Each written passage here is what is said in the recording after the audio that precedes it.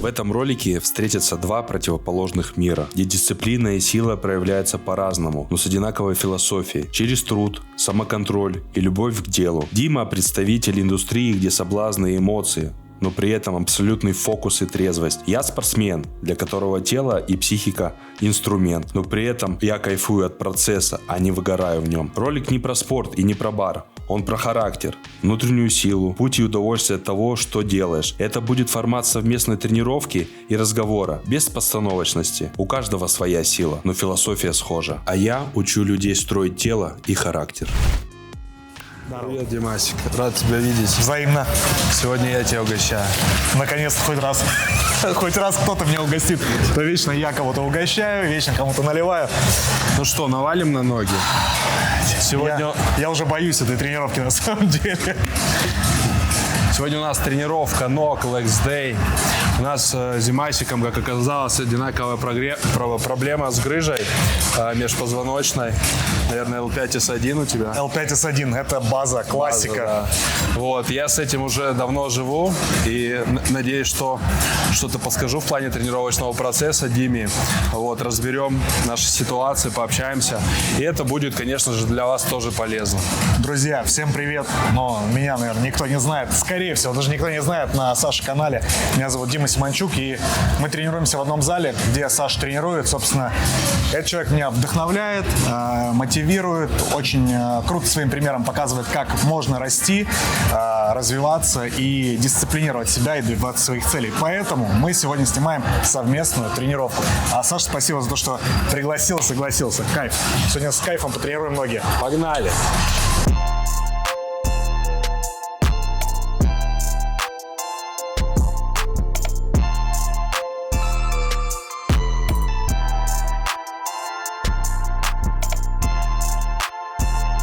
Ровно год прошел после того, как я с грыжи слег. Ноги тренировал, наверное, раз 5. Ого!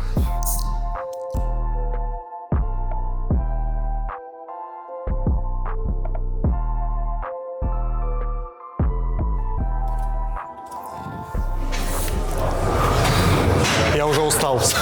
Можно мне домой? Так как у меня ноги доминирующая часть тела, но я уже, скажем, в таком состоянии, когда мне не надо наваливать на ноги, потому что скоро старты соревновательные. Вот. Поэтому сегодня пообщаемся. В лайт-режиме. В лайт-режиме потренируем ноги, да, и... Сами будут тренироваться, я буду разговаривать. Нет, собственно, ты тоже потренируешься, конечно же. Вот. Но если у тебя 5-я тренировка в году на ноги, конечно, это будет в лайт-режиме. Слушай, ну на самом деле, вот ровно год прошел, в ноябре прошлого года слег, и я скажу, что, ребята, если чувствуете какие-то проблемы со спиной, сразу лучше обращайтесь к врачу. Делайте МРТ, и дальше уже он назначит лечение. Потому что то, с чем столкнулся я, это, конечно, никому не пожелаешь. Я просто слег и не мог ходить, там, грубо говоря, 3 дня, пока мне капали дексаметазон по вене, чтобы боль снизить, чтобы приступить к лечению. И дальше все. ЖКТ у тебя не отскочило? Нет, нормально. Хорошо, да, что с этим пронесло. И дальше по классике. PRP, Траумель кололи, лазер, иголки, затем массажи, магниты. Если не хотите так встрять, как я, пожалуйста, обращайтесь вовремя к врачу. И самое главное, правильно тренируйтесь. Потому что вот я заметил, что многие получают травмы из-за того, что как раз-таки тренируются неправильно. Тянут неправильно, приседают неправильно. Какие-то упражнения остальные также игнорируют технику. И вот здесь, кстати, самое главное... Тебе по весу нормально? Да, нормально. 12-14. Сейчас же много молодых ребят. Сейчас как будто, знаешь, тренд на бодибилдинг, он снова возобновился, потому что такого интереса несколько лет назад как такового не было. Сейчас ну, по моим наблюдениям, очень круто все Очень много раскачивается. заряженных парней уже на старте, молодых, да. И это не очень хорошая история. Вот я лично рекомендую и на своем опыте выработать полностью свой потенциал, если нету амбиций выступать на соревнованиях. Если, конечно, ты планируешь профессионально выступать, то, наверное, чем раньше ты начнешь, тем лучше, но очень важно контролировать процессы все здоровья своего. Вот. А если ты не планируешь выступать, лучше выработать свой потенциал до 25 лет. Ты нормально накачаешься, сформируешься. Главное, не забывай спать, качественно питаться, делать массажи и другие штуки для восстановления. Вот. И потом уже, чтобы минимизировать риски со здоровьем, можно переходить на темную сторону. Ты говоришь, много ребят заряженных и так далее, но и тут еще один момент, вытекающий из этого. Много ребят заряжаются, тренируются неправильно. И вот я на своих ошибках скажу, что, ребята, лучше сразу найдите себе тренера. Грамотного, профессионального. И, конечно же, чтобы вы чувствовали, что это не просто тренер, но и наставник. Я с тобой соглашусь в этом плане, но не всем нужен тренер как тренер. Кто-то приходит в зал как к психологу, а кто-то просто провести время, вот, и у них нет каких-то определенных амбиций. Но мы с тобой уже люди, которые в этой истории давно, и мы уже разговариваем о тех людях, да, которым это не безразлично и интересно, и они хотят в этом развиваться. Я согласен, что даже тренеру нужен тренер. У меня есть тренер. Вот. И это очень важно, взгляд со стороны. Вот. Человек, который тебя проведет наикратчайшим путем, минуя травмы, вот, к твоему результату. Учитесь на чужих ошибках, ребята, вот, потому что потом, когда вы эти ошибки допустите, будет очень дорого их восстанавливать и лечить. Вот, и, скорее всего, по большому счету, у многих просто добьется желание заниматься, и они уйдут и на этом закончат. Ты же из Сибири вообще, да, сибиряк? Красноярск? Да, Красноярск. Ты как человек, который в ресторанном бизнесе, наверное, знаешь, что Красноярск сейчас считается столицей Сибири. Факт. По ресторанному искусству. И у нас у единственных там, по-моему, школа, где Поле Бакюс, да. Ребята, кто смотрит нас из этого потрясающего города, да и в принципе из Сибири, всем огромный-огромный привет. А кто там не был, рекомендуем съездить в гастротур. Там есть что посмотреть, есть куда сходить и есть что покушать, самое главное. Это факт, кстати. Да, а мы как кочки, покушать для нас это святое.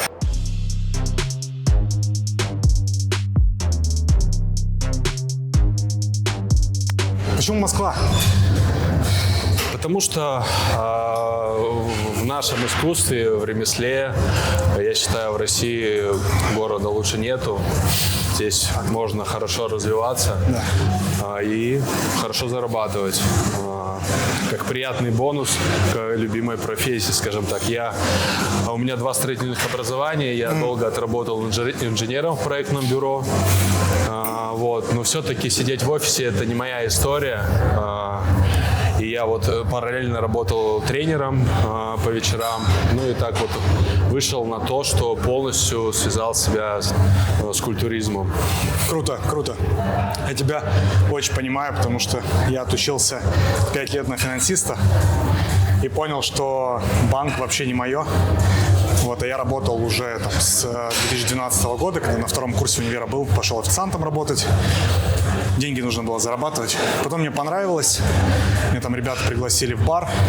И вот как-то потихоньку я вот смотрел на этих всех ребят. Знаешь, там еще такие времена были, 12-13 год. Деньги вот так рекой. Работа по ночам тогда была. я успевал и тренироваться днем, и ходить утром на пары, вечером на работу. И как-то это все втянуло. И потом я понял уже, что я заканчиваю университет, и что-то нужно делать дальше. И понял, что если я связал уже 5 лет с этой профессией, значит, это не просто так. Вот. И решил двигаться дальше в этом направлении и развиваться. Поэтому полностью целиком тебя поддерживаю и понимаю. Я, знаете, полностью с Димой солидарен. Москва реально лучший город и для жизни, и для заработка, и для всего. Вот раньше у меня была большая тяга уехать в Германию. Я как этнический немец очень хотел туда попасть. И в Америку. И потом так сложились карты, что я переехал в Москву и вообще ни разу не пожалел на этот счет.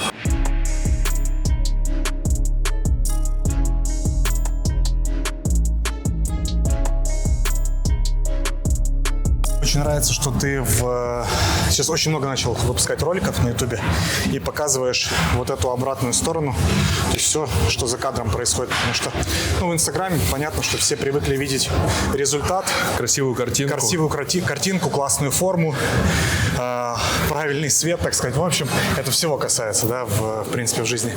Но никто не видит, что стоит за этим.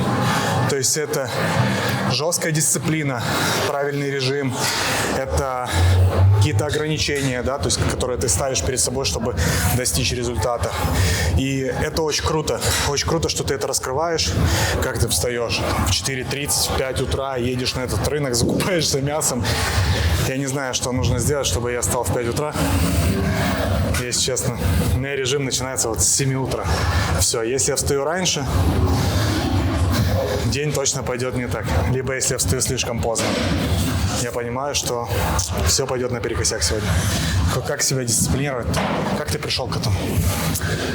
Конечно, я пришел к этому не сразу. И с каждым годом я все осознаннее и осознанней к этому подхожу. У меня есть больше понимания, я лучше чувствую свой организм. Вот. Сразу прийти к этому невозможно.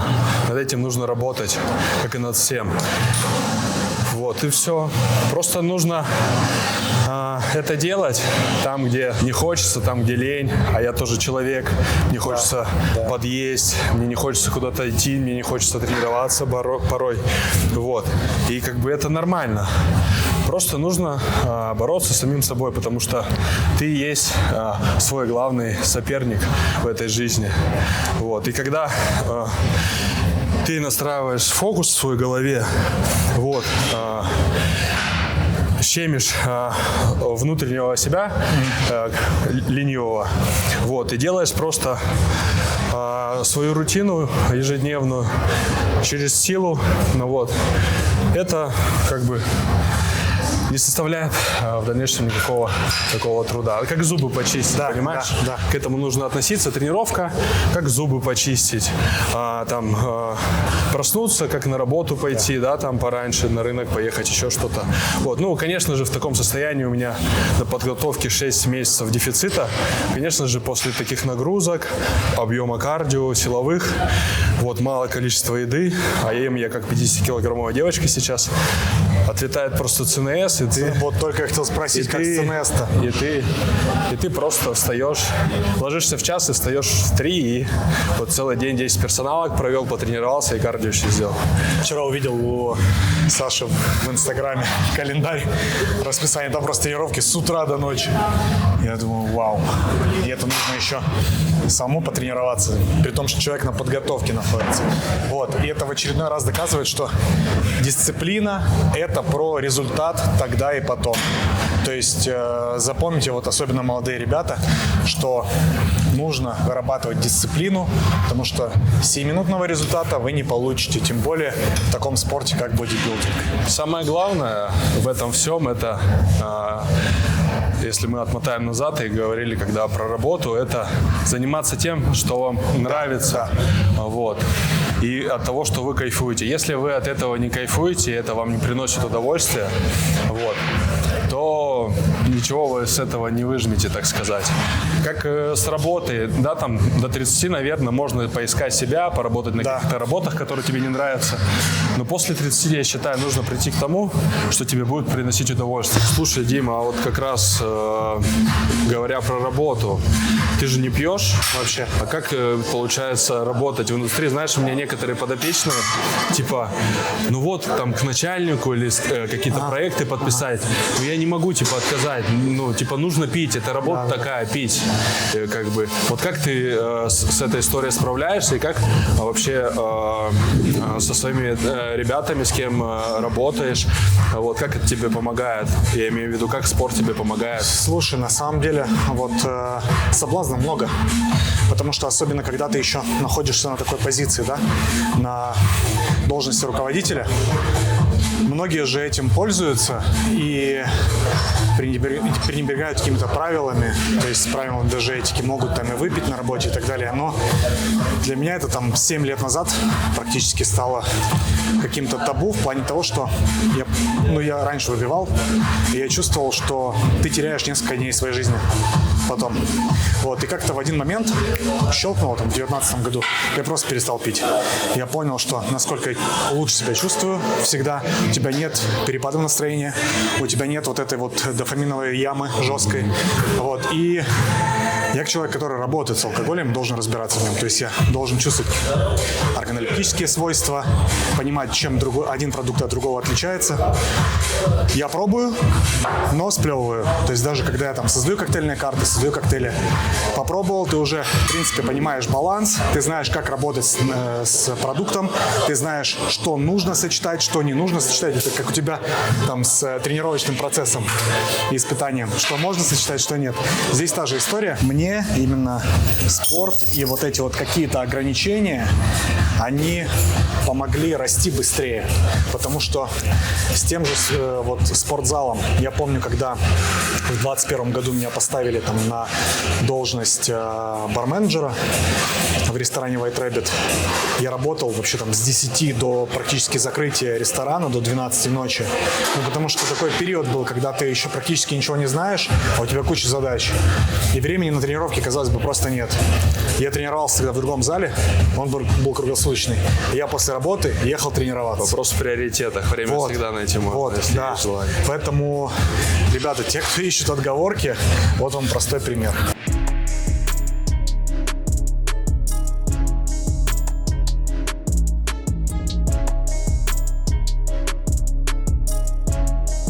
Я никогда до этого не делал это упражнение, ни разу вообще. Очень комфортно, чувствую себя потрясающе, спина вообще никак не болит, не включается. Вот твой топ упражнений для людей, которые чувствуют дискомфорт в спине, в пояснице в особенности. Вот это как раз мой топ-1, самое любимое упражнение. Вот, либо плие приседания с гантели, либо в колодце. Вот. Так как у нас крепление пояса на тазе, на тазу, вот, у нас нет осевой нагрузки на спину, и грыжа себя чувствует комфортно, даже чуть подвытягиваешь. Вот. Второе движение – это маятниковые приседания в гаке, вот так вот по дуге. Он есть мало в каких залах, вот, поэтому, это мой топ-2 после колодца. Третье движение – это, наверное, фронтальные приседания в кроссовере. Это можно делать любому. Подложить под пяточки блинчики 2,5 и поприседать вот глубоко. Поясница себя тоже комфортно очень чувствует, и там не нужно большой вес. У тебя нормально квадры нагрузятся. Ягодичный мостик. Вот. Хорошо. Это вообще профилактика. В Москве, если делать правильно, не поясницей поднимать, не разгибателями спины, а тазом, то закачанная ягодица – это очень хорошая история, профилактика позвоночных грыж. Казалось бы, разные индустрии, разные профессии, а точек соприкосновения – это огромное количество. Слушай, Дисциплина, труд, самоотдача, характер, отношение к людям, к окружающим. Мне кажется, это параллель с любой профессией. Вот. Отношение к себе в первую очередь, отношение к людям. Вот. В любой профессии все это нужно, вот, чтобы развиваться, стремиться на новый уровень. Да. Вот. И чтобы тебя уважали и ценили как специалиста. Факт. Вот. Ну и, конечно же, главное, наверное, тоже в том числе, чтобы показывать пример окружающим. Вот как, например, ты можешь требовать с человека, да, то, что ты сам не делаешь. Есть, например, тренеры, вот, которые едят там всякую фигню, Да. Курят кальяны и прям это очень пропагандируют в социальных сетях. Но при этом говорят, что ты должен там гречку от отварной курицы есть и шпинат. Я вот этого не понимаю. Я не могу требовать с человека, если я сам этого не делаю. Это как с детьми. Если родители показывают правильный пример, Стопудово. как там правильно говорят, что воспитывайте не детей, воспитывайте себя. Бесполезно, нужно показывать им на своем примере. Здесь та же история. Я тоже ребятам говорю, что если ваш руководитель приходит на работу после тусовки, весь помятый, и говорит своей команде: вы не должны пить после работы. Ну как это работает вообще? Ну то есть человек своим примером показывает, что он, ну это уже диссонанс жесткий. Он приходит после тусовки, помятый, разбитый, и говорит: ребята, не делайте так. Ну, такой руководитель уже не заслуживает какого-то уважения, к нему будут не очень относиться. Ты, ну, блин, я начальник, ты дурак. Вот и все. Да. Это очень глупо, я считаю. Легко. Изи. Еще. Еще можешь. Хорошо. Еще. Еще сам. Давай, включился.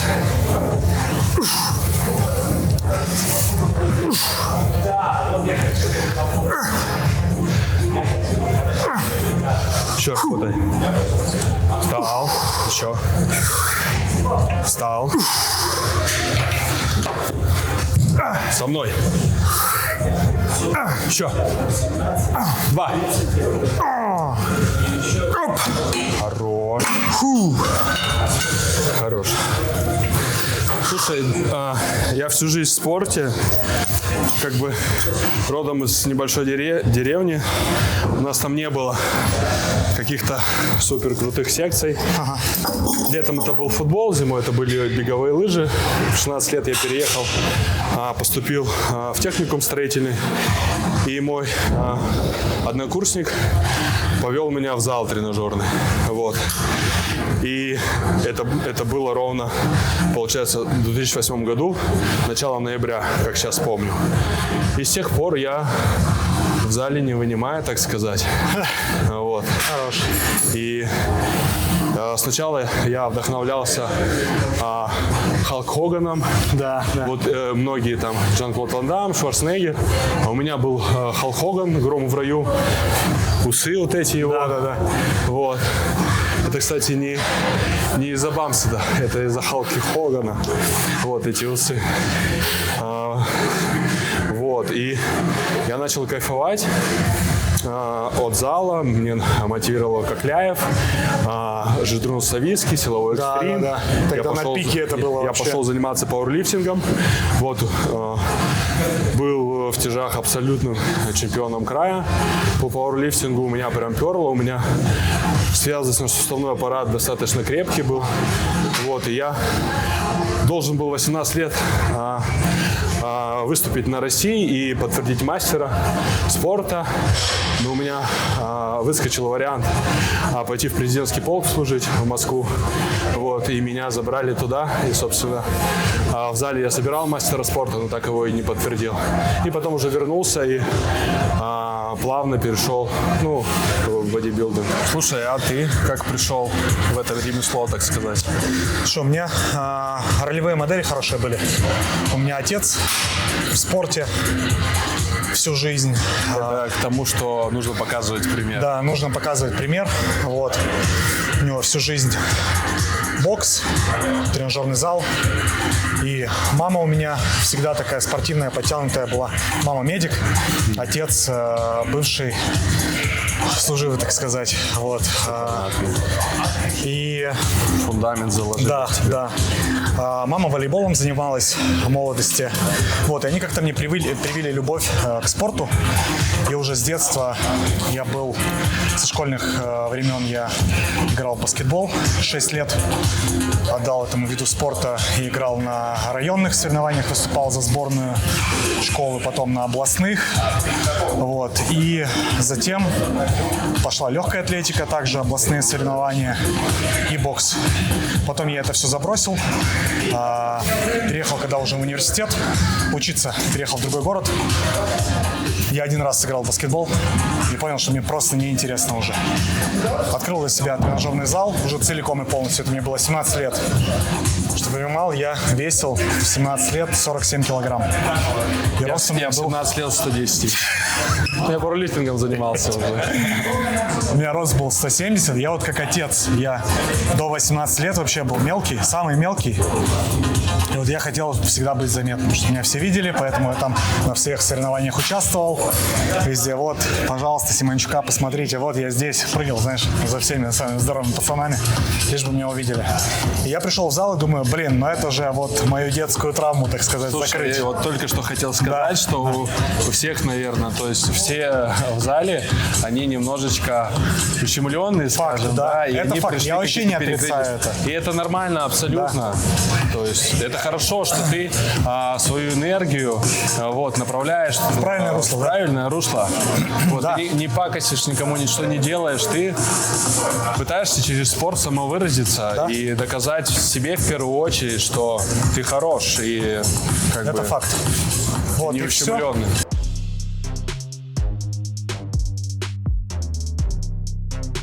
Слушай, а как вот так получилось, что у тебя семья спортивная, а ты пошел в бар работать? Нормальный вопрос такой. Слушай, ну я просто пошел работать, потому что я был студентом. Нужны были деньги, не хотел уже у родителей деньги брать, потому что я привык с детства работать. Я вот там то на пляже работал, шезлонги таскал, то куда-то ездил, там персики собирал, яблоки и так далее. Я понял, что уже взрослый человек, как бы, не нужно зависеть ни от кого. Пошел работать, и потом как-то это все затянуло. Вот. И я параллельно учился и понял, что как раз-таки работа в баре мне очень сильно помогает в универе, потому что самое первое, что ты развиваешь, работая с людьми в ресторане, в баре, коммуникативные навыки. А коммуникативные навыки – самая главная суперсила человека. И это мне помогало закрывать сессии. Я работал сутки до сдачи диплома и защитил его на 4. Видишь, каждый свои плюсы найдет, увидит, кому какие нужны. Кто-то скажет, что в целом это быстрый доступ там, к алкоголю. Да. Здесь немного другой Очень майндсет. крутое мышление.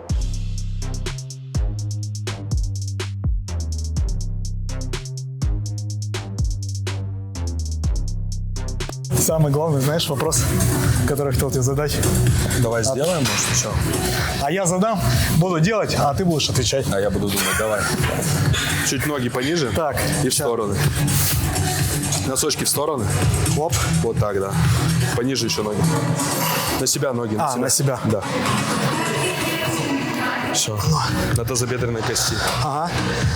Откуда такая любовь к мотоциклам? Интересный вопрос.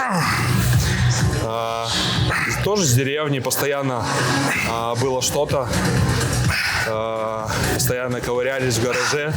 Кстати, параллельно в 9 классе у нас были с другом муравей, мотоцикл. О, такой. да. Я И помню. мы параллельно гнали самогонку. Я нашел у бати на бане самогонный аппарат. Выше. Нормально. Я нашел у бати самогонный аппарат. Мы ягоды в подполье собирали и делали чистоганом 90 Вот испаивал. он, миксолог. И тоже не пил, и спаивал одноклассников, короче. Вот, за это я потом получил. А батя, как узнал, что, оказывается, самогонный аппарат работает, отобрал у меня. И сейчас у него там нормально все. Вот. Самое главное, нормально все. Ну, а мотоциклы тоже, знаешь, с деревни постоянно. В первую очередь, я когда учился на права, я выучился, АБЦ-класс, мотоциклы. И в 21 год я купил на свои деньги, заработал, накопил Дукати первые, 800-й. Вот. И потом у меня 789-й Дукати был. Вот. У тебя, я знаю, тоже, кстати, Дукати. Да. Сейчас. У меня... Я вообще люблю с детства спортивные мотоциклы. У меня мечта была, первый мотоцикл, чтобы был спортивный, обязательно Дукати. Мне кажется, лежит дома у мамы там игрушка Дукати 999. Еще тогда это, наверное, был... после «Матрицы». Там, да. Что-то какой-то там он, раньше был супер-супер крутой. Вот. И он что-то мне так врезался в голову. У меня любовь вообще к бодибилдингу, она вот так, слишком динамичная. Я то слишком фанатичен, то вообще мне не интересно, я не занимаюсь и так далее. Но в 2021 году я начал следить за Бамстедом. Это тот самый тип, который косит под Саш, если что. Ну, я чуть-чуть постарше его просто. Да. На 2 года, да, вроде? Ему 30-ка вроде. Но не суть. Часто сравнивают, 100% тебя часто сравнивают. Я даже слышал недавно на этом NPC, когда объявляли, когда ты выходил в произволку. Да, Денис Гусев говорит, многие, да, там видят, на кого похож этот атлет. Как ты относишься сейчас к этому? То есть, просто я знаю, что многие люди, когда с кем-то сравнивают, они либо относятся к этому нейтрально, положительно, либо говорят, не нужно мне там ни с кем сравнивать, и уходит в жесткий негатив. Я думаю, ты уже привык к этому, да, слишком много. Сначала я не воспринимал это сравнение, да. Все началось с Siberian Power Show в Красноярске, который проводится в 2017 году, когда Бамстед стал на пике, ко мне подходились, просили сфоткаться и меня сравнивали. Вот, что я очень похожу, потом Siberian там написал, выложил пост про это. Вот, и я думаю, дай-ка я сделаю коллаж просто. Я сделал коллаж, и мама говорит, и мама до сих пор, она порой бывает путает, реально там попадется там рилс какой-то или история, вот, по лицу чисто, и она бывает путает. И сначала я в негатив воспринимал это, потом я стал воспринимать это нейтрально, а сейчас я настолько привык, потому что, как мне ребята говорят, если бы тебе хотя бы по 100 рублей платили, когда тебя с ним сравнивают, пишут, мне бы работать не пришлось. Мне в день по 3-5 сообщений пишут, там в зале подходят, сфоткаться, еще что-то.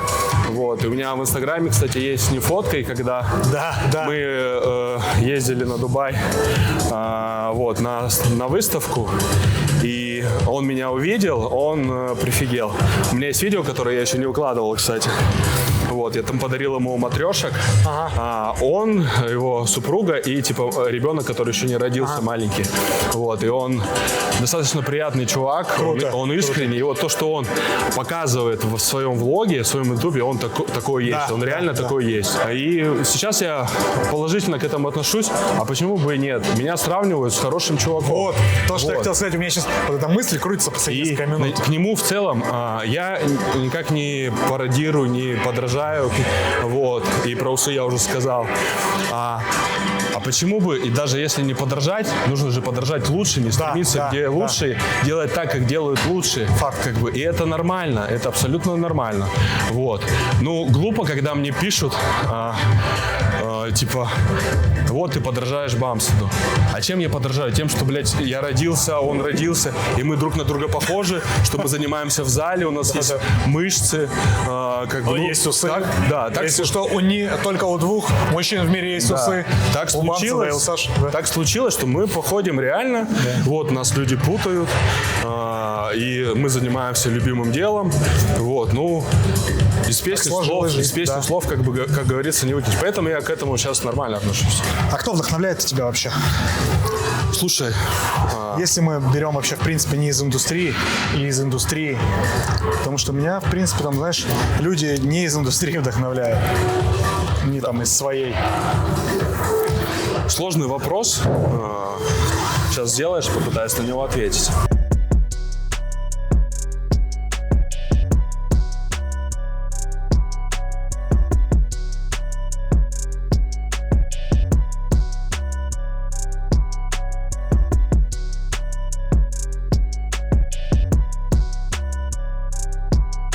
по поводу вдохновения, реально интересный вопрос. Я в последнее время даже про это не думаю. Вот. Знаешь, у меня в этом году появились такие первые здоровые отношения. Вот. И я понял, что бодибилдинг – это все-таки командный вид спорта. Да. И сейчас реально моя девушка, она настолько вовлечена в мое хобби, в мою работу. И там, где мне тяжело, она меня пинает. Там, где мне лень, она меня вдохновляет. Вот. И можно сказать, что один из тех людей сейчас, который меня реально вдохновляет и двигает дальше. Мой тренер меня очень вдохновляет. Он вообще робот-машина. Ты у Миши, да, тренируешься? Я у Миши Тимошина веду. Миша топ вообще. Я уже 3 года с ним, 4 даже работаю. Вот, он очень крутой. И какой пласт работы он делает. Настоящий профи. Его дисциплина, она реально вдохновляет. И ты просто, как мы говорили про тренера, что он должен вдохновлять. Я просто не могу, расслабиться, понимаешь, когда у тебя такой, пример перед тобой. Да. Вот. Если говорить не из... Бамстед, конечно же, тоже очень крутой пример. И для вдохновения, и для подражания, да. Вот. Такая классная ролевая модель на самом деле, потому что тоже вот семьянин, спортсмен. Очень круто это все классно гармонирует. Вот. И он реально, у него лайф, и он искренен. И там стопудово это не какой-то маркетинг, не на аудиторию. Он просто показывает свою жизнь. Вот, и делает это хорошо. Да. Вот, если говорить не из сферы бодибилдинга, то я, наверное, даже и не знаю, что. Батя меня мой вдохновляет. У него достаточно сложный характер. Вот, у нас много с ним недопонимания. Вот, но если брать в целом и общем, батя у меня крутой, я его очень люблю, и он именно своей критикой, а я как Овен, для меня поощрение, ты молодец, ты крутой, для меня это не мотивация. Для меня мотивация, ты можешь лучше. Вот, Саша, почему ты так здесь сделал? Надо, лучше делать, надо по-другому делать. И когда меня, это мой главный критик, когда он меня критикует, у меня, я яйца в кулак собираюсь. Хочется, конечно, подискуссировать на этот счет, но я на эмоциях стараюсь не играть сейчас, потому что я достаточно эмоциональный человек, могу сильно обидеть. Вот, и я так остываю и прислушиваюсь к его словам, и батя, погнали. Вот. Батя, привет тебе, ты по-любому посмотришь этот выпуск. Круто. Вот. Полностью разделяю вообще, потому что у меня та же история. Я считаю, что, в принципе, окружение, которое ты формируешь вокруг себя, либо в какое ты вливаешься, оно отражает тебя, и ты какие-то паттерны... Отражает, подсвечивает стопудово. Да, ты какие-то паттерны поведенческие забираешь у людей, поэтому нужно либо формировать вокруг себя классное окружение, либо, то есть создавать его, либо, если ты попал, постараться попасть в правильное окружение к людям, которые разделяют твои ценности, амбиции, взгляды, цели и так далее.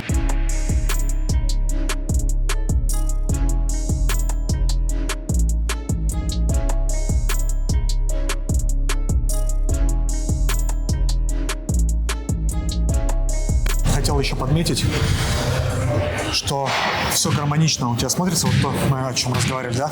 Позиционирование, отношение к делу, коммуникации, как ты выглядишь и так далее. Но еще и немаловажный фактор соцсети, как они выглядят у тебя. Это, знаешь, не просто сейчас взять соцсети большинства фитнес-тренеров, это, один и тот же шаблон, вот эти рилсы непонятные, сделаны только ради охватов, без какой-либо ценности. И вот твой подход мне очень нравится, он мне очень близок, потому что я у себя стараюсь то же самое транслировать. И это в очередной раз, это понятно, что такой путь, он менее привлекателен для огромного количества аудитории, он более сложный. Это в очередной раз показывает, что ты не выбираешь легких путей. Я не выбираю. В погоне за вот этими охватами эфемерными. Как многие говорят, а что ты? Ты же можешь проекцию сделать, под бамсы докосить, снимать, делать, распушиться, ты можешь на этом хорошо заработать.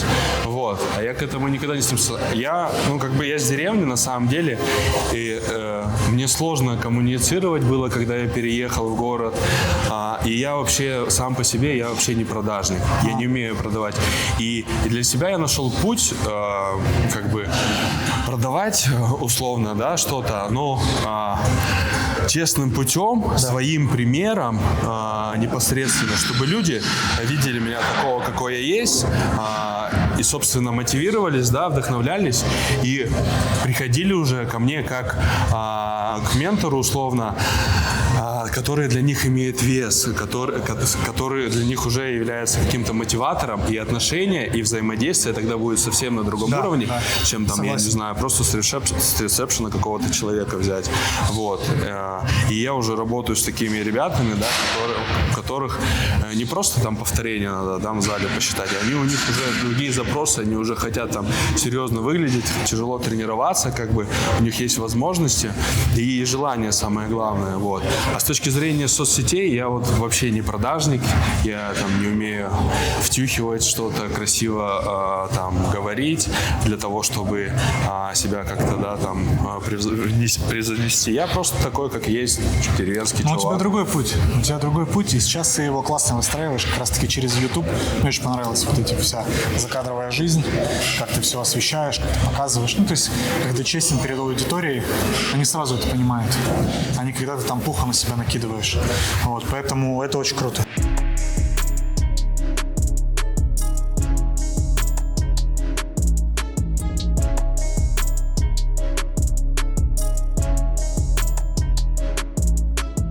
Нас ожидает еще один суперсет. Это приведение и отведение бедра в тренажере сидя. Добьем это дерьмо.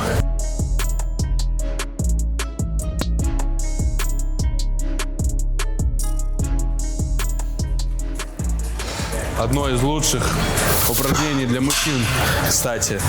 Вот. Многие, я думаю, игнорируют, избегают. Приток крови к органам малого таза, профилактика простатита, улучшение либидо и всего остального. Это как раз-таки к приведению, к ягодичному мостику и глубоким приседаниям.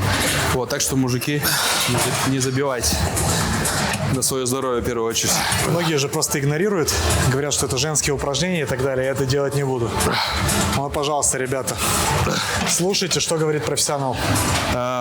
У мышц нету понимания, мужчина ты или женщина. Вот, нету мужских и женских упражнений. Вот. Я думаю вообще, что это уже пережитки прошлого. Да. И особенно в Москве что-то делить на женское, мужское. Да. Вот. Нужно делать все, и нужно понимать, что и для чего вы делаете.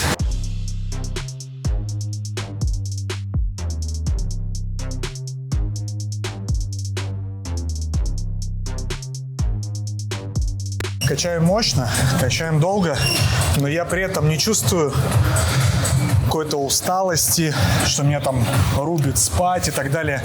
Наоборот, какой-то тонус появился. То есть мне сейчас еще дальше ехать работать, и я понимаю, что я поеду заряженным. Так и должно было сработать. Не всегда, ребят, знаете, когда вы идете на тренировку, вам хочется тренироваться.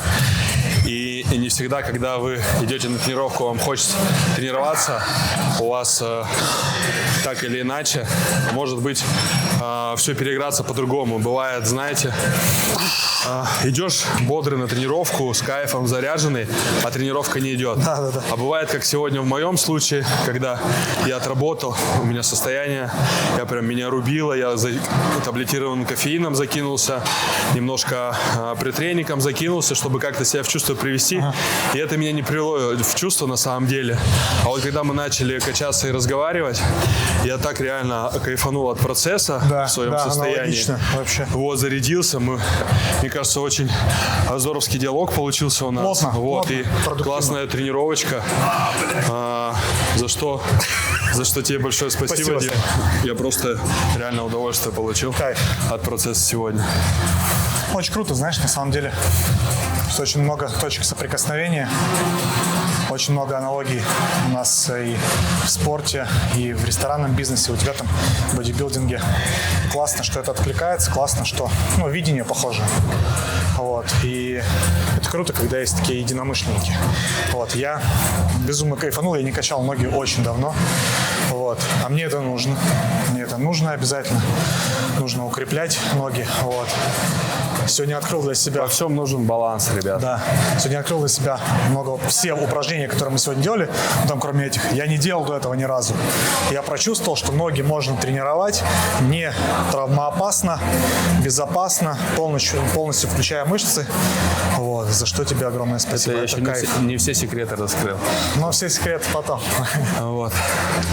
Что ж, ребята, занимайтесь спортом, катайтесь на мотоциклах, ходите в Димины рестораны, где очень вкусно.